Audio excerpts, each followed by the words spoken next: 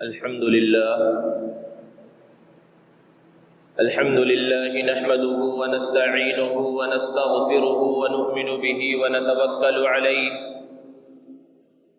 ونعوذ بالله من شرور أنفسنا ومن سيئات أعمالنا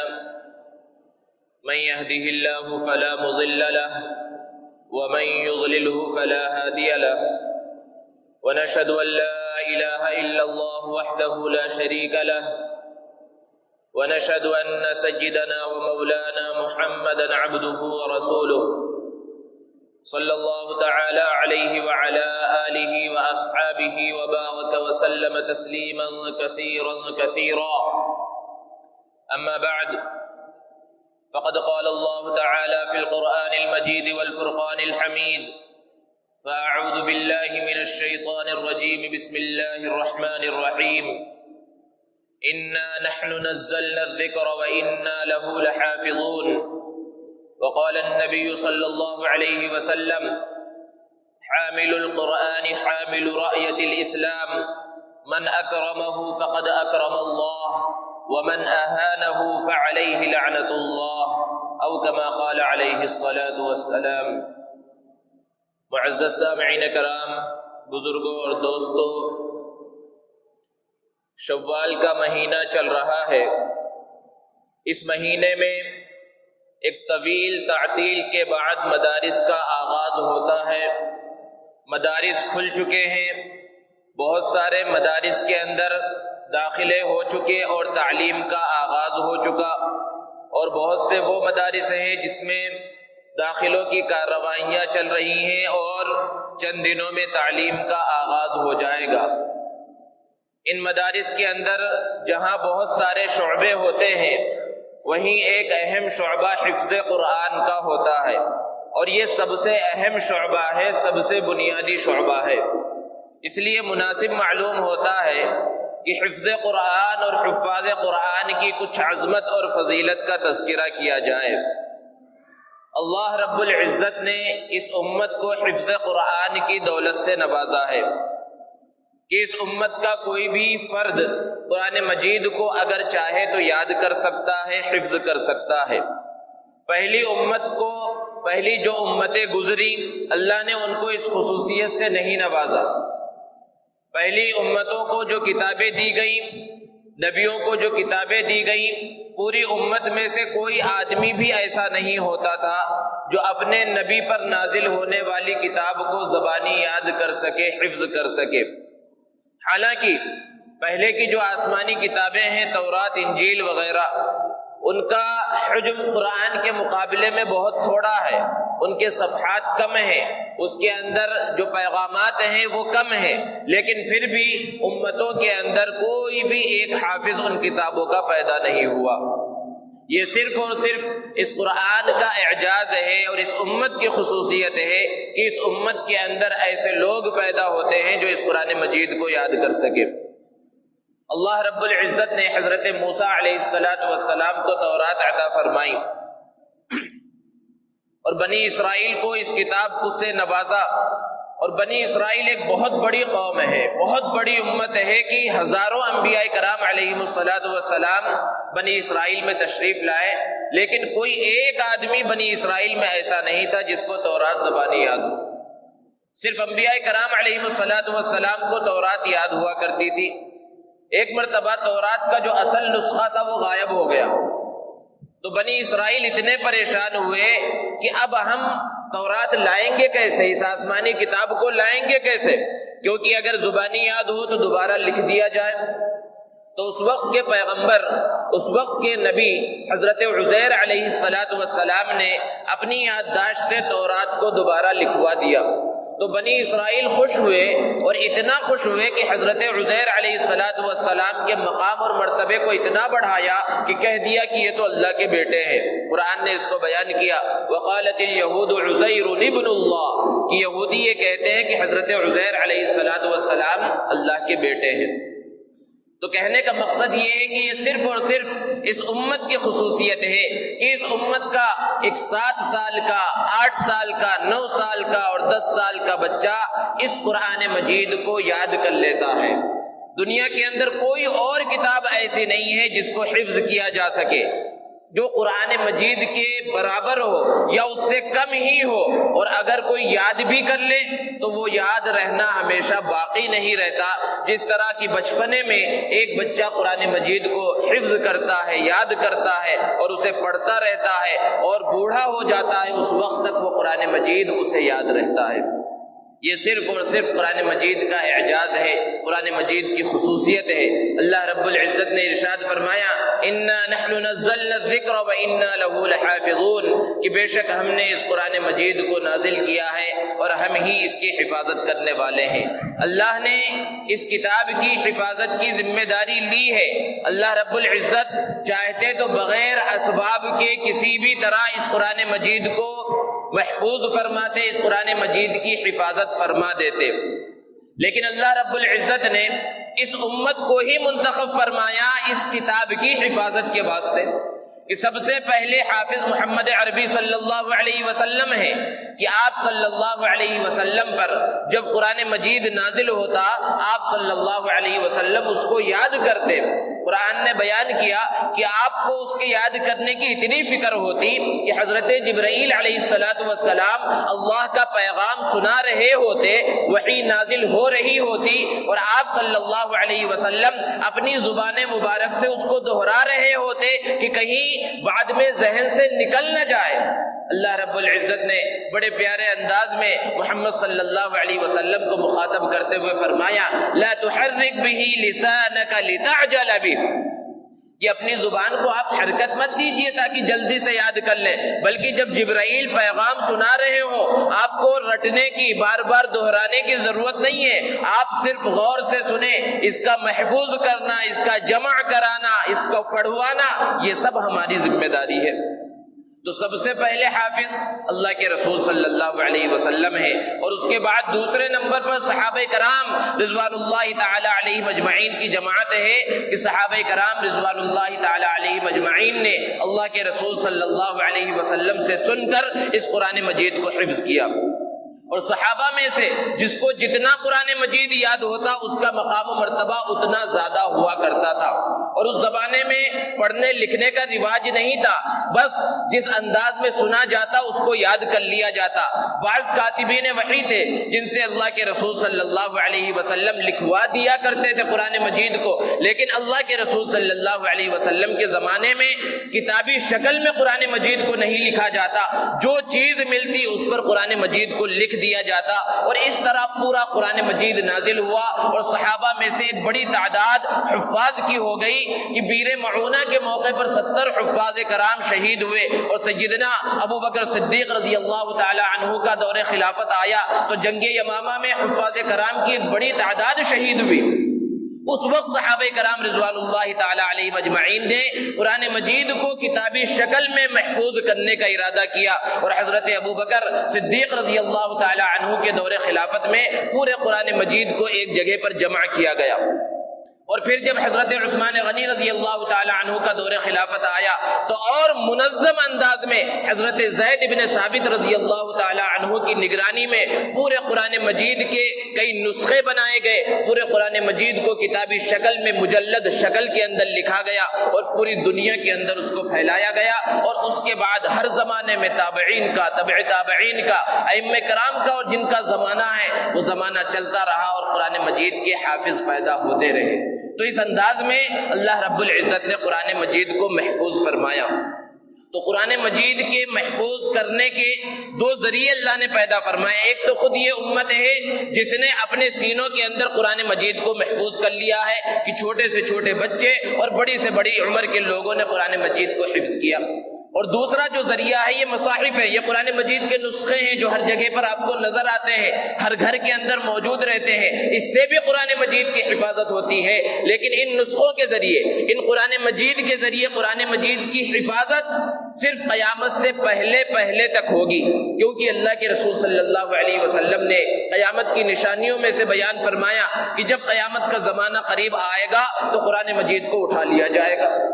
اس کا یہ مطلب نہیں ہے کہ یہ جو مساجد میں اور گھروں کے اندر اور دکانوں میں اور مختلف مقامات پر قرآن مجید کے نسخے ہیں یہ آنن فانن آسمان کی طرف اٹھا لیے جائیں گے، یہ مطلب نہیں ہے، بلکہ مفسرین نے اس کی وضاحت کی کہ اس کا مطلب یہ ہے کہ اس کے اندر جو الفاظ لکھے ہوئے ہیں یہ الفاظ مٹ جائیں گے اور سفید اوراق باقی رہ جائیں گے، تو ان مصاحف کے ذریعے جو حفاظت ہوگی وہ قیامت کے زمانے سے پہلے تک ہوگی، لیکن حفاظ کے ذریعے اور ان بچوں کے ذریعے جو حفاظت ہوگی وہ ہمیشہ کے واسطے ہوگی۔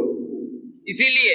اگر پوری دنیا سے قرآن مجید کے نسخوں کو ختم کر دیا جائے، جیسا کہ بہت سی مرتبہ ہم خبروں میں سنتے ہیں اور پڑھتے ہیں کہ فلاں مقام پر کسی پادری نے اور کسی شخص نے قرآن مجید کو جلانے کی کوشش کی، پوری دنیا سے اگر قرآن مجید کو ختم کر دیا جائے تب بھی قرآن مجید کو ختم نہیں کیا جا سکتا۔ یہ جو چھوٹے چھوٹے بچے جو ہزاروں اور لاکھوں اور کروڑوں کی تعداد میں موجود ہیں، جن کے سینوں کے اندر قرآن مجید محفوظ ہے، ان کو کیسے ختم کیا جائے گا؟ انگریز جب ہندوستان میں آیا اور یہاں پر قابض ہو گیا تو جو بڑے بڑے پادری تھے انہوں نے مسلمانوں سے، بھولے بھالے مسلمانوں سے قرآن مجید کے نسخوں کو خریدنا شروع کیا۔ مقصد یہ تھا کہ یہ جو قرآن مجید مسلمانوں کے پاس موجود ہے ہم اس پورے قرآن مجید کو خرید لیں گے اور اس کو تلف کر دیں گے اور پھر مارکیٹ میں اس کے اندر رد و بدل کر کے الفاظ کو بدل کر، جملوں کو بدل کر، آیتوں کو بدل کر، زبر زیر کو بدل کر مسلمانوں کے درمیان ہم دوسرا قرآن پھیلا دیں گے، جس سے محرف قرآن مسلمانوں کے درمیان پھیل جائے گا، اصلی قرآن ختم ہو جائے گا اور ہمارا مقصد پورا ہو جائے گا۔ اس مقصد کی خاطر انہوں نے پورے ہندوستان سے قرآن مجید کو خریدنا شروع کیا اور بھولے بھالے مسلمانوں نے ان پادریوں کے ہاتھ قرآن مجید بیچنا شروع کر دیا۔ ایک عالم کو جب پتا چلا تو اس نے ان پادریوں سے کہا کہ آپ جس مقصد کے خاطر یہ کام کر رہے ہیں اور اتنا پیسہ خرچ کر رہے ہیں، آپ کا یہ مقصد تو پورا ہو نہیں رہا، پھر یہ کام کیوں کر رہے ہیں؟ ان پادریوں نے پوچھا کیوں نہیں پورا ہو رہا؟ تو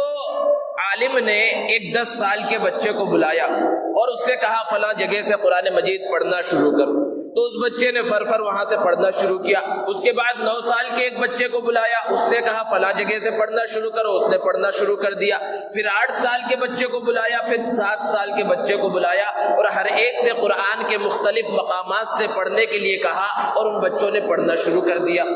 تو اس عالم نے ان پادریوں سے کہا کہ تم قرآن مجید کے نسخوں کو بدل ڈالو اور قرآن مجید کے اندر جملوں کو اور الفاظ کو اور آیتوں کو بدل کر مارکیٹ کے اندر پیش کر دو۔ صرف ایک 7 سال کا بچہ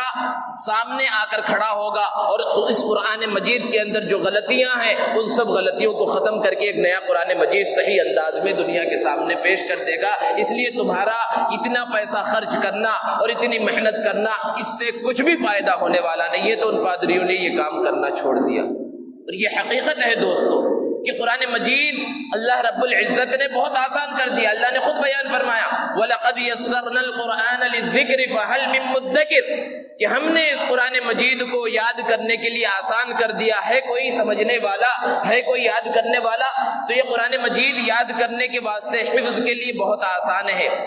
لیکن بعض لوگ اس کا مطلب یہ سمجھتے ہیں کہ قرآن مجید کا سمجھنا بھی بہت آسان ہے اور 1-2 کتابیں پڑھ لی اور تھوڑی سی عربی کو سیکھ لیا، اب قرآن مجید کی تفسیر کرنے بیٹھ گئے اور قرآن مجید کو سمجھانا شروع کر دیا۔ اگر اچھے سے سمجھا ہے اور سمجھا رہے ہیں تب تو کوئی مسئلہ نہیں، کیونکہ قرآن مجید کو صرف پڑھنا ہی نہیں ہے، اس کو سمجھنا بھی ہے، اس پر عمل بھی کرنا ہے، یہ پوری زندگی کا نظام ہے۔ لیکن ہر ایرا غیرہ یہ سمجھنے لگے کہ میں قرآن کا مفسر ہوں، میں ڈکشنری دیکھ کر اور ترجمہ دیکھ کر جو ہے قرآن کا مفسر بن جاؤں گا اور قرآن میں اپنی رائے پیش کرنے لگے، تو یہ مطلب اس آیت کریمہ کا نہیں ہے۔ مشہور اور معتبر مفسرین کرام کی تفسیر کو اٹھا کر دیکھے کہ اس آیت کریمہ کی تفسیر کو انہوں نے کس انداز میں بیان کیا ہے کہ اس کو پڑھنا،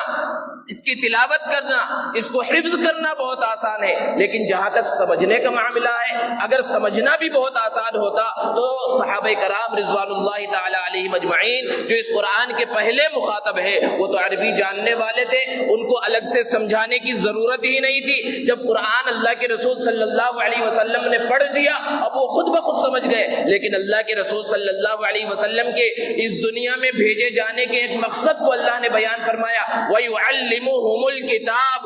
کہ ایک مقصد اللہ کے رسول صلی اللہ علیہ وسلم کا تعلیم کتاب بھی ہے، تلاوت کتاب ہے۔ تلاوت کتاب سے ہی صرف کام نہیں چلے گا، بلکہ تعلیم کتاب قرآن مجید کو سکھلانا بھی ہے۔ اس سے یہ بات سمجھ میں آئی کہ اس کو سمجھنے کے واسطے گہرے علوم کی ضرورت ہے۔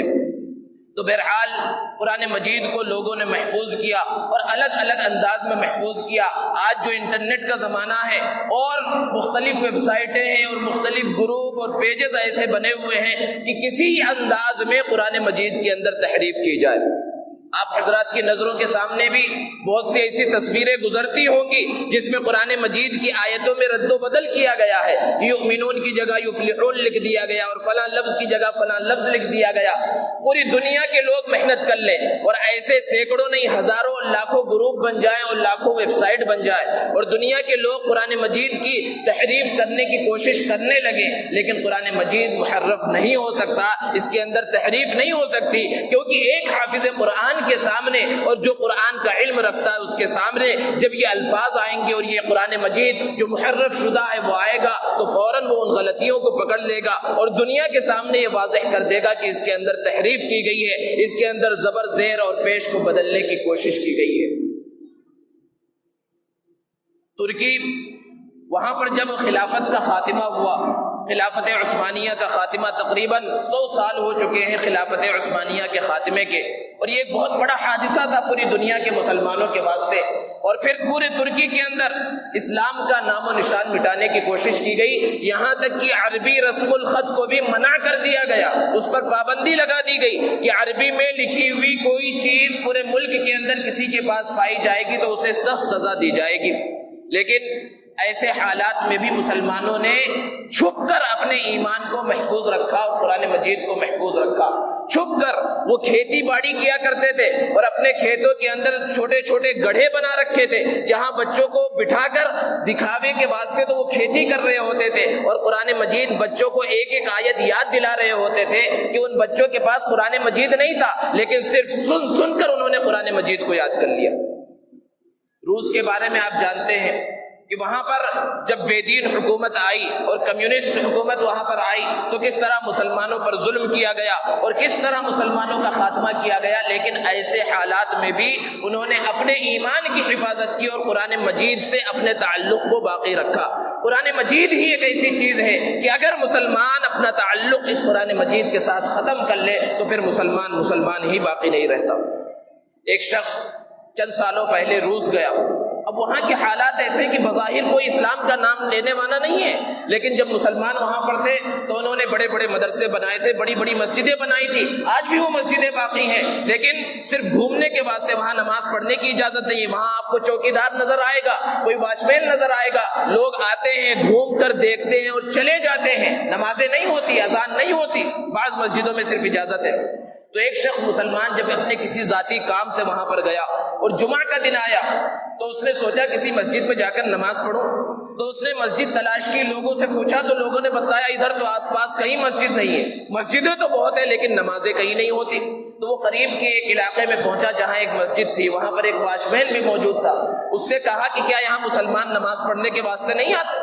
تو اس واچ مین نے جواب دیا میں تو اتنے سال سے یہاں پر ہوں، آج تک کسی نے بھی یہاں پر نماز نہیں پڑھی۔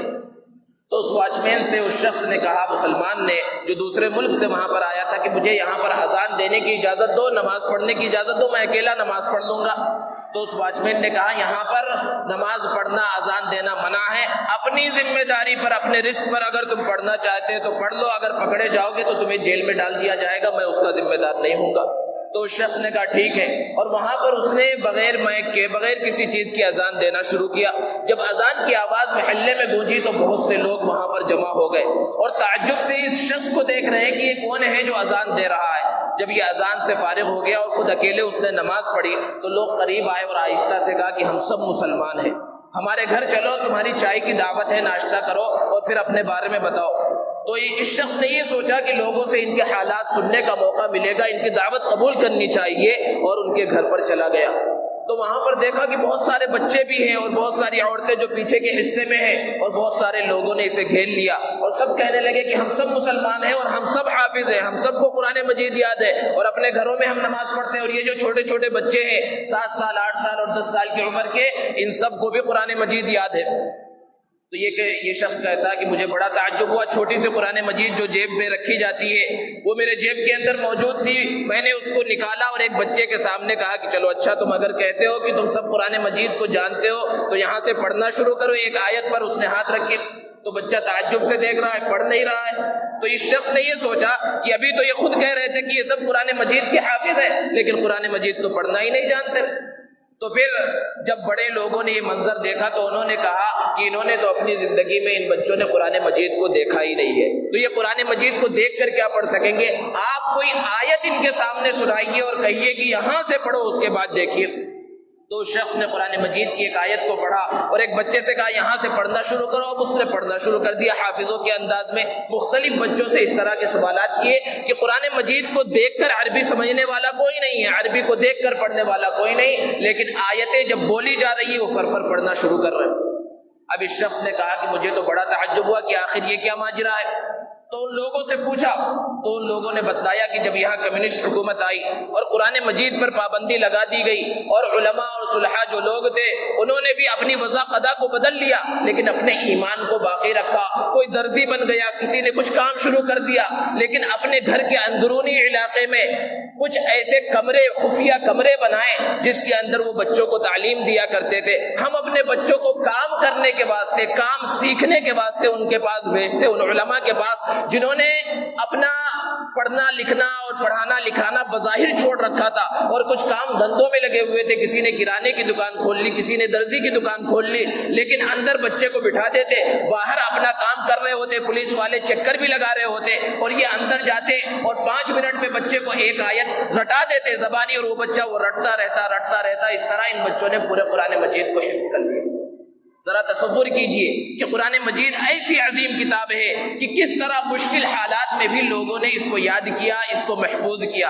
اور جن کو اللہ نے آنکھیں دی ہیں، جن کو بصارت سے نوازا ہے، ان کا یاد کرنا تو سمجھ میں آتا ہے۔ آپ نے بارہا سنا ہوگا اور دیکھا ہوگا کہ جن کو اللہ نے اس نعمت سے محروم رکھا ہے، بصارت سے محروم رکھا ہے، جو نابینا ہیں، جن کو آنکھوں سے دکھائی نہیں دیتا، وہ بھی قرآن مجید کو حفظ کر لیتے ہیں۔ بہت سارے ہمارے ملک کے اندر ایسے لوگ موجود ہیں، اور چند سال پہلے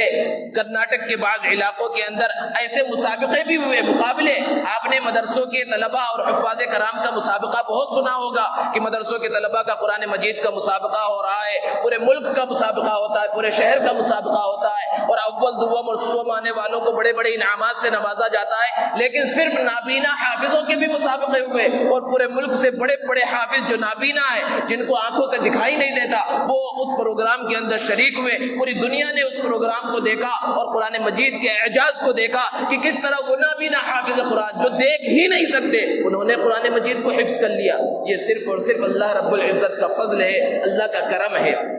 ایسے حفاظ کرام کے واسطے نبی کریم صلی اللہ علیہ وسلم نے جو فضائل بیان فرمائے احادیث مبارکہ کے اندر موتیوں کی طرح بکھرے ہوئے ہیں۔ اللہ کے رسول صلی اللہ علیہ وسلم نے ارشاد فرمایا ان للہ اہلین من الناس، کہ لوگوں میں سے کچھ خاص لوگ ہیں جو اللہ والے ہیں۔ صحابہ نے پوچھا من ہم یا رسول اللہ، اللہ کے رسول وہ کون لوگ ہیں؟ آپ صلی اللہ علیہ وسلم نے ارشاد فرمایا ہم اہل القرآن، کہ وہ قرآن والے ہیں جو قرآن کو حفظ کرتے ہیں، قرآن مجید کو پڑھتے ہیں، قرآن مجید کو سمجھتے ہیں، قرآن مجید پر عمل کرنے والے ہیں۔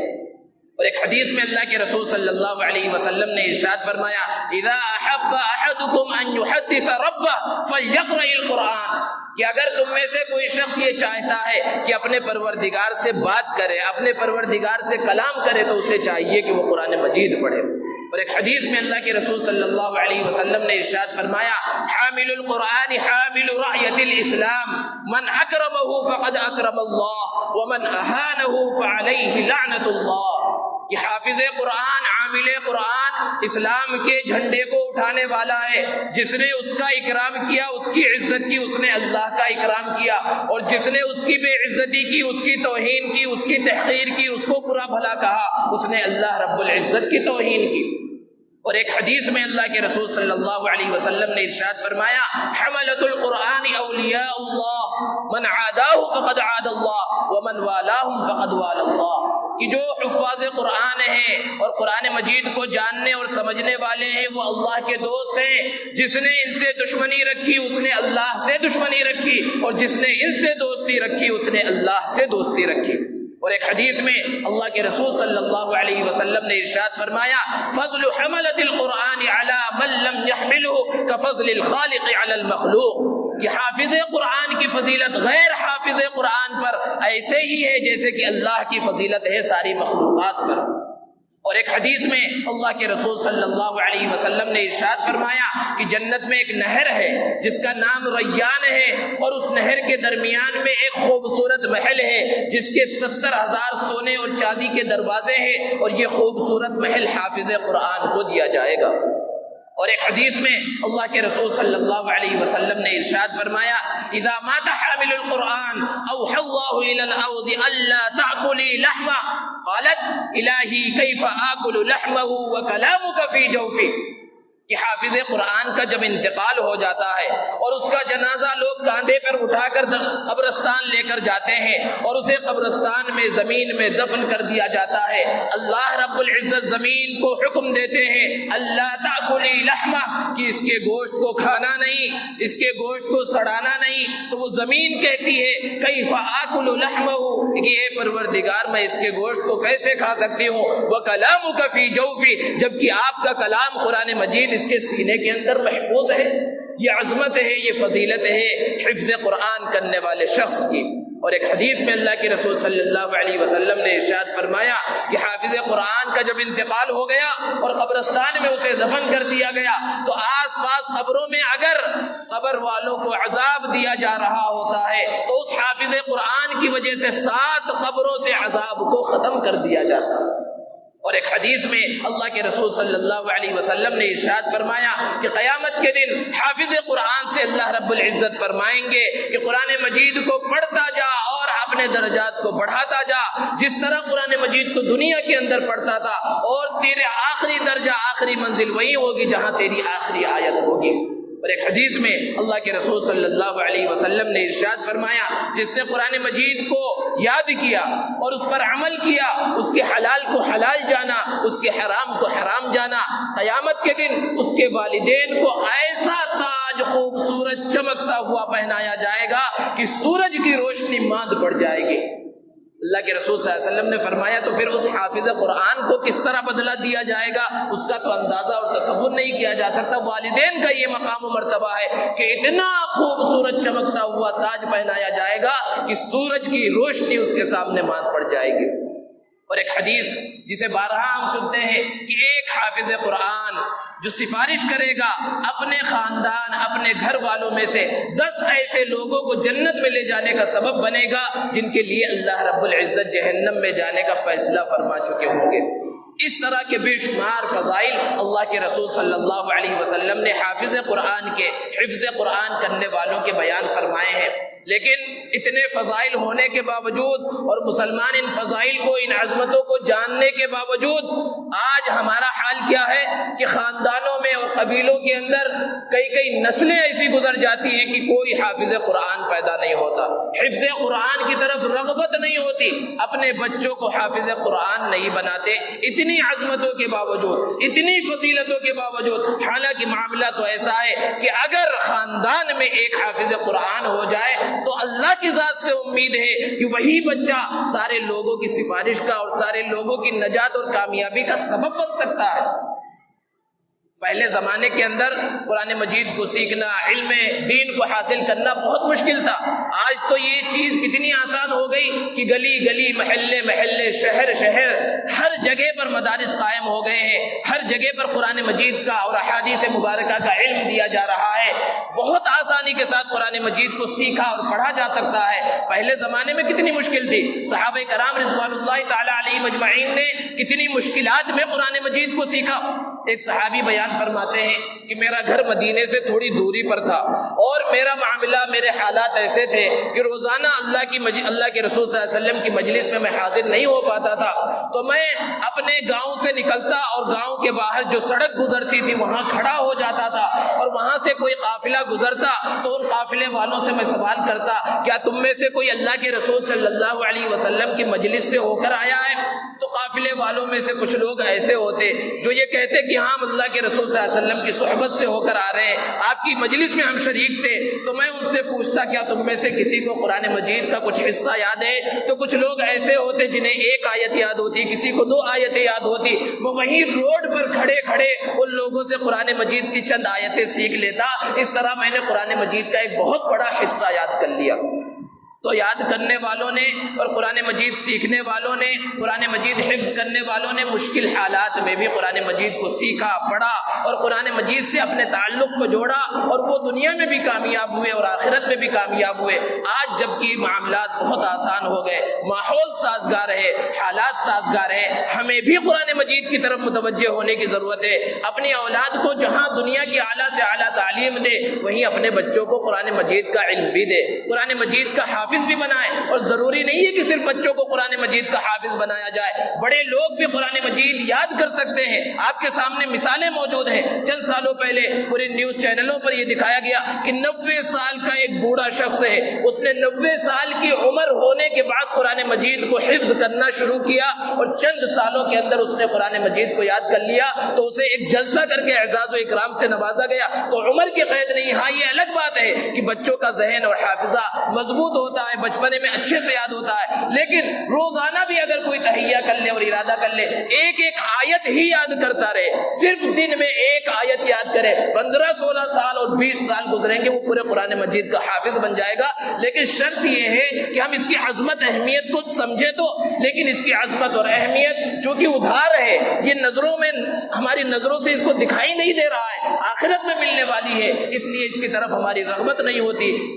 اب جن کے بچے ایسے ہیں جو بڑے ہو چکے اور اب اس مرحلے میں نہیں ہیں کہ وہ قرآن مجید کو حفظ کر سکے، یا ان کی اولاد نہیں ہے، یا اولاد اب اس لائق نہیں ہے، یا خاندان میں کوئی پڑھا لکھا نہیں ہے، تب بھی وہ اس فضیلت کو حاصل کر سکتے ہیں کہ مدارس کے اندر بہت سے ایسے بچے ہوتے ہیں جو گھریلو اعتبار سے کمزور ہوتے ہیں، ان کے والدین اس لائق نہیں ہوتے، ان کے سرپرست حضرات اس لائق نہیں ہوتے کہ اپنے بچے کا خرچ چلا سکے، تو ان کے کفیل بن جائے۔ وہ بچہ جتنے سال تک حفظ کر رہا ہے اس کا خرچہ اپنے اوپر لے لے۔ اللہ کی ذات سے امید ہے کہ وہ بچہ جب تک حفظ کرتا رہے گا آپ کو ثواب ملے گا، اور کل قیامت کے دن آپ کی نجات کا ذریعہ بنے گا۔ تو مختلف مدارس کے اندر اس کا نظام بھی ہوتا ہے کہ کفالت حفظ کے نام پر کہ بچوں کے جو مدارس کے اندر پڑھ رہے ہیں ان کی کفالت لے لی جائے، اور ماہانہ 1000 1200 1500 مختلف مدارس کے اعتبار سے جو ہوتے ہیں اس کے اندر اپنا حصہ لگایا جائے۔ اور آپ کی مسجد کے تحت یہاں مدرسہ چل رہا ہے، اس کے اندر بھی تعاون کریں۔ خود اپنے بچوں کو، سب سے بڑا تعاون ہے کہ اپنی اولاد کو، اپنے نونہالوں کو